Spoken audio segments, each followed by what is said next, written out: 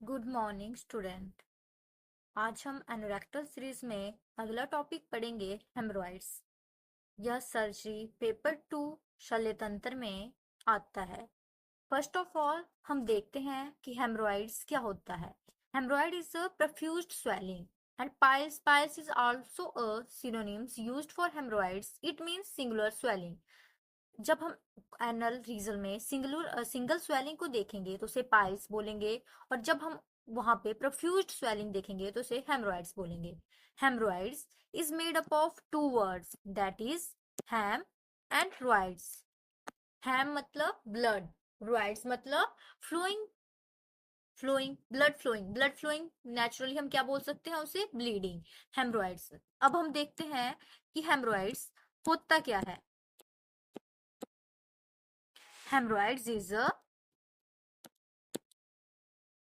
Dilated torturers elongated when, मतलब ये हमारा फॉर एग्जांपल एनल कैनाल है। यहाँ की जो वेन है वो डायलेटेड, इलोंगेटेड एंड टॉर्चरस जब हो जाएंगी तो उसे बोलेंगे हेमरॉइड्स। और ये किस किस से बना होता है, superior rectal vein, inferior rectal vein और मिडल रेक्टल वेन। अब हम देखते हैं कि what are the causes of haemorrhoids. First of all, portal hypertension is one of the most important cause of haemorrhoids. ठीक है। Then chronic constipation, prolong sitting, जो लोग काफी देर तक बैठे रहते हैं उन्हें हेमरॉइड्स होने के चांसेस होते हैं। ओबेसिटी, हेरिडिटी, एनी कॉज जो हमारे पेल्विक प्रेशर को इंक्रीज करता है। पेल्विक प्रेशर को इंक्रीज करने के लिए, जैसे फीमेल्स में मोस्टली एनलार्ज यूट्रस के कारण या फिर ओबेसिटी के कारण, अगर कोई मतलब इंट्रा एब्डोमिनल प्रेशर इंक्रीज हो रहा है किसी का तो वो हेमरॉइड्स को कॉज कर सकता है। जैसे क्रोनिक कफिंग है किसी को काफी टाइम से, जैसे वूपिंग कफ है, या वेट लिफ्टिंग, कोई हैवी वेट को लिफ्ट करता है तो एब्डोमिनल प्रेशर इंक्रीज होता है तो उस केस में हेमरॉइड्स होने के चांसेस हैं। या कोई डाइटरी फैक्टर, जैसे डाइटरी फैक्टर में हम बोल सकते हैं कि वाटर की इंटेक कम करता है, जो भी पेशेंट है, ये फाइबर इंटेक वो कम करता है। या फिर एनाटॉमिकल कॉज हो सकते हैं कि जो वॉल्व्स हैं वो अब्सेंट हैं। हेमरॉइडल जो वेन है, सुपीरियर हेमरॉइडल वेन, इंफीरियर हेमरॉइडल वेन या मिडल हेमरॉइडल वेन, उनमें जो ये वॉल्व्स होते हैं ऐसे, तो वो वॉल्व्स ही अब्सेंट हैं। या फिर कोई इरेक्ट पोस्चर या sedentary lifestyle, old age, heavy lifting, ये नॉर्मल कॉज हैं जो क्या कॉज करते हैं, हेमरॉइड्स कॉज करते हैं। अब हेमरॉइड्स की पैथोफिजियोलॉजी समझते हैं कि हेमरॉइड्स होता कैसे है जनरली। अगर हम देखें तो जो ये मैंने हमारा एनल कैनाल, जो हमारा एनल कैनाल है वो कैसा होता है, उसमें यहाँ पे एनल कुशन होते हैं। जो ये एनल कुशन होते हैं इसमें क्या क्या होता है, ये कंटेन करते हैं हमारे प्लेक्सिस। प्लेक्सिस होते हैं इसमें, ब्लड वेसल के प्लेक्सिस, मतलब ये प्लेक्स ये इस टाइप से ये प्लेक्सिस बनाता है, मतलब नंबर ऑफ ब्लड वेसल्स होती हैं, स्मूथ मसल्स होती हैं। और इनमें क्या होता है, कनेक्टिव टिश्यू होते हैं। जब ये कोई मतलब स्ट्रेनिंग के कारण या किसी भी अन्य कॉज के कारण जब ये नीचे को स्लाइड करते हैं तो क्या होगा कि हमें वेन बाहर की तरफ बल्ज आउट दिखेंगी। अगर वो बाहर से हमें मतलब अपनी नेक्ड आई से बल्ज आउट वेन दिख रही है तो हम उसे बोल लेंगे कि वो कैसा हेमरॉइड है, एक्सटर्नल हेमरॉइड। अगर प्रोक्टोस्कोप के थ्रू, मतलब प्रोक्टोस्कोप एक इंस्ट्रूमेंट होता है जिसे हम यूज करते हैं एनल रीजन को डायलेटेड देखने के लिए। अगर प्रोक्टोस्कोप इंट्रोड्यूस करते हैं हम एनल कैनाल में और वहां पर हमें इंटरनली हेमरॉइड्स या वेन्स, मतलब सॉरी वेन्स हमें बल्स के रूप में दिखती हैं तो हम उसे बोलेंगे internal haemorrhoids. Now we will discuss about the types of hemorrhoids. First of all, on the basis of location. For example, ये on the basis of location हम देखेंगे कि हेमरॉइड कितने टाइप के होते हैं, तीन टाइप के, एक्सटर्नल, इंटरनल और इंटरनो हेमरॉइड। अगर कोई हेमरॉइड है, ये हमारी डेंटेट लाइन है, यहाँ पे ये एनल कुशन है, anal gland, sorry anal gland है। तो अगर कोई हेमरॉइड हमारे डेंटेट लाइन से नीचे है तो उसे बोलेंगे एक्सटर्नल हेमरॉइड। अगर डेंटेट लाइन से ऊपर है तो उसे बोलेंगे इंटरनल हेमरॉइड। और जो एक्सटर्नल और इंटरनल दोनों हेमरॉइड्स के फीचर्स को रिप्रेजेंट करेगा उसे हम बोलेंगे interno externo haemorrhoid. Now on the basis of position, primary haemorrhoid and secondary haemorrhoid, इसको हम आगे डिस्कस करेंगे अभी। On the basis of grade, grade के बेसिस पे भी हेमरॉइड्स की क्लासिफिकेशन की गई है, primary grade, secondary grade, third grade and fourth grade. अब हम इन सबको डिस्कस करते हैं कि ये क्या क्या होता है। इंटरनल हेमरॉइड मैंने जैसे बता ही दिया कि ये हमारा एनल कैनाल है। फॉर एग्जाम्पल, अगर इसमें डेंटेट लाइन से ऊपर हेमरॉइड है तो उसे बोलेंगे इंटरनल हेमरॉइड। अगर डेंटेट लाइन से नीचे है तो उसे बोलेंगे सॉरी एक्सटर्नल हेमरॉइड। और अगर इंटरनल हेमरॉइड होगा, वो देखो अब किसी चीज के अंदर है, फॉर एग्जांपल ये मेरा एनल कैनाल है, यहाँ पे अंदर हेमरॉइड हुआ है, तो फॉर वहां पे म्यूकोसा की ही कवरिंग होगी। और एक्सटर्नल हेमरॉइड है, यहाँ पे बाहर कवर होता है, बाहर क्या होता है, स्किन होगा, तो नॉर्मल सी बात है, यहाँ पे स्किन कवर्ड विद स्किन होगा। यहाँ पे हमें प्रोक्टोस्कोप से यूज मतलब प्रोक्टोस्कोप के यूज से हम देखेंगे तो हमें हेमरॉइड सीन होगा। और यहाँ पे बल्ज मतलब बाहर से दिख रहा है तो बल्ज के रूप में बाहर होगा। और इन अंदर है तो इसमें पेन नहीं होगी, तो ये पेनलेस है। और जो एक्सटर्नल हेमरॉइड है वो पेनफुल है। सेकंड थर्ड हमारा इंटरनो हेमरॉइड, इंटरनो एक्सटर्नो हेमरॉइड। यहाँ पे एक्सटर्नो छूट गया, इंटरनो एक्सटर्नो हेमरॉइड, तो वो क्या होगा, वो उसमें हमें इंटरनल हेमरॉइड और एक्सटर्नल हेमरॉइड दोनों के ही फीचर्स देखने को मिलेंगे। अब हम प्राइमरी हेमरॉइड और सेकेंडरी हेमरॉइड की बात करते हैं। जैसे कि हमें पता है कि ये हमारा, हम मान लेते हैं कि ये हमारा एनल कैनाल है, फॉर एग्जाम्पल ये क्या है, एनल कैनाल है। अगर ये हमारा एनल कैनाल है तो इसमें लोकेशन मतलब एज अ क्लॉक वाइज हम लोकेशन डिवाइड करेंगे। ये 12 क्लॉक पोजीशन है, ये क्या है 6 क्लॉक, जैसे घड़ी होती है, घड़ी में हमें पता टाइम देखते हैं तो उस हिसाब से इसको डिवाइड करेंगे। यहाँ पे 3 क्लॉक पोजीशन है और यहाँ पे 9 क्लॉक पोजीशन है। तो इन्होंने बोला प्राइमरी हेमरॉइड क्या है, जब हेमरॉइड हमारी तीन मेन क्लासिकल पोजीशन बताई हैं जिस उस पे प्रेजेंट होगा तो हम उसे प्राइमरी हेमरॉइड बोलेंगे। कौन कौन सी क्लासिकल पोजीशन है, 3 पे प्रेजेंट है, या फिर हेमरॉइड 7 पे प्रेजेंट है, या फिर हेमरॉइड 11 पोजीशन पे प्रेजेंट है, तो उसे क्या बोलेंगे हम, प्राइमरी हेमरॉइड। और प्राइमरी हेमरॉइड को अगर मान लो हम इसको एक्सीजन के थ्रू बाहर भी निकालते हैं तो इसमें बहुत ज्यादा ब्लीडिंग होने के चांसेस होते हैं, क्योंकि यह इन्हीं पोजीशन पे हमारी जो सुपीरियर रेक्टल वेन है वो लाइज करती है। और अगर कोई वेन लाई करेगी तो वहां से ब्लीडिंग तो होगी। और इसमें भी देखो, अगर हम इसको बीच से काटते हैं तो हमें क्या दिखता है, एक इस साइड होगा, दो इस साइड है, तो जो थर्ड है वो लेफ्ट साइड है। तो लेफ्ट लेटरल साइड इसकी पोजीशन है, लेफ्ट लेटरल साइड, तो मतलब एक हमारा, एक जो मैक्सिमम मतलब चांसेस है कि कहाँ पे हेमरॉइड होगा, उसकी एक पोजीशन जो है वो है लेफ्ट लेटरल साइड, और दो पोजीशन जो है राइट साइड है। राइट साइड में कौन सा, ये राइट एंटीरियर, ऊपर वाला राइट एंटीरियर, और नीचे राइट एंटीरियर और राइट पोस्टीरियर। ठीक है, ये हो गया हमारा right anterior and right posterior. यहाँ पे लिखने में मैंने गलती कर दी, राइट एंटीरियर 11 पे है, राइट पोस्टीरियर जो है एंटीरियर 11 पे राइट एंटीरियर है। ठीक है, आप लोग इसको ठीक कर लेंगे।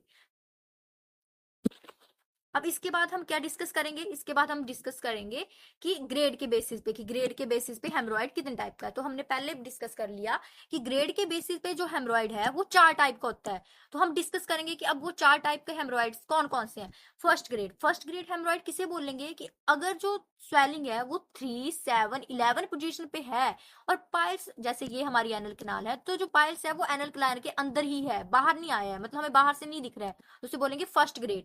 इसमें मतलब prolapse outside the anal canal prolapse नहीं होता है। सेकंड ग्रेड किसे बोलेंगे, अगर पाइल मास है वो एनल कैनाल से बाहर प्रोलैप्स हो गया है, लेकिन वो खुद ही रिड्यूस हो जाता है, मतलब जब डेफिकेशन करते हैं तो वो बाहर आता है, लेकिन जब पर्सन जो है डेफिकेट कर लेता है तो उसके बाद वो मैनुअली रिड्यूस हो जाता है, मतलब मैनुअली रिड्यूस करने की जरूरत नहीं होती, वो स्वयं ही रिड्यूस हो जाता है।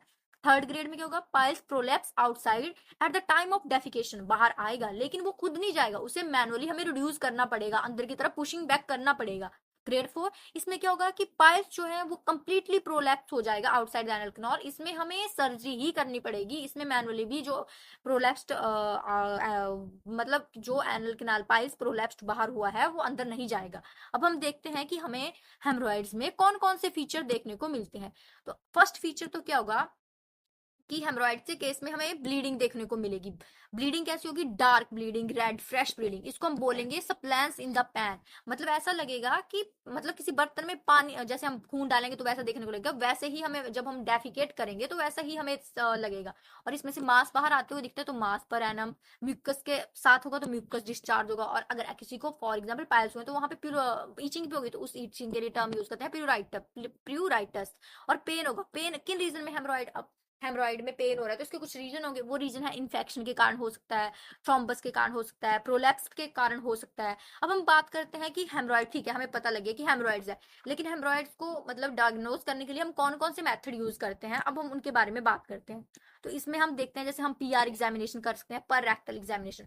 पर रेक्टल एग्जामिनेशन में हमें थ्रोम्बोज्ड जो पाइल्स होते हैं वो देखने को मिल सकते हैं, या प्रोक्टोस्कोपी कर सकते हैं। अब प्रोक्टोस्कोपी से हम क्या क्या चेक करते हैं, तो प्रोक्टोस्कोपी से हम देखेंगे कि नंबर पाइल मास कितने हैं, प्रोक्टोस्कोप अंदर डालेंगे तो देखेंगे कि एक ही, जैसे ये है तो एक ही पोजीशन पे पाइल मास है कि बहुत सारी पोजीशन पे पाइल मास है। साइट ऑफ पाइल मास देखेंगे किस पोजीशन पे है, 12 o'clock पे है, 11 o'clock पे है, 10 o'clock पे है, 6 o'clock पे है, देखेंगे।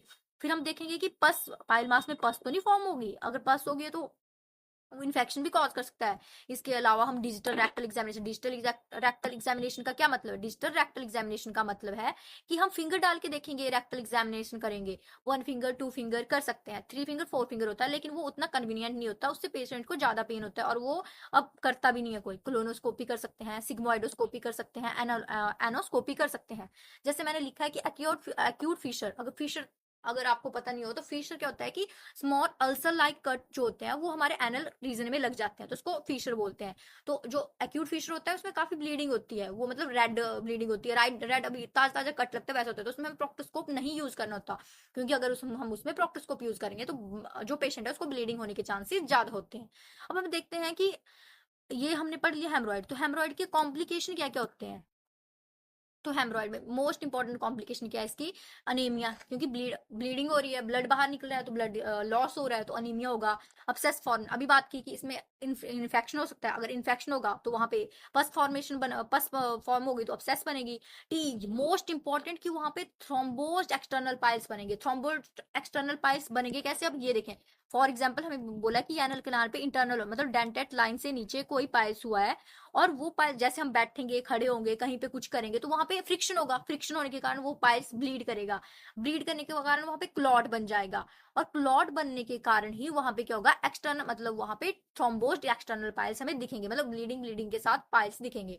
और अब मोस्ट इंपॉर्टेंट क्वेश्चन है कि जो ये थ्रोम्बोज्ड एक्सटर्नल पाइल्स हैं, हम इनमें हेमरॉइडेक्टमी करेंगे, मतलब कि हेमरॉइडेक्टमी होती है कि हेमरॉइड को कट करना, लाइगेट करना, करेंगे कि नहीं करेंगे? तो इसमें हम हेमरॉइडेक्टमी मतलब प्रेप करते तो होंगे लोग, करते तो हैं डॉक्टर्स, लेकिन हम इसमें नहीं करेंगे, कन्वीनियंट नहीं होती, क्योंकि इसमें जो थ्रोम्बस होता है वो ब्रेक हो जाता है। जब वो थ्रोम्बस ब्रेक होगा, ये फॉर एग्जाम्पल ब्लड का थ्रोम्बस है, ये ब्रेक हो गया, तो इसने एम्बुलाई बना दिया, तो ये हमारी पोर्टल सर्कुलेशन में एंटर कर जाता है, और पोर्टल सर्कुलेशन के में एंटर करने के कारण ये सीरियस कंडीशन क्रिएट कर देता है।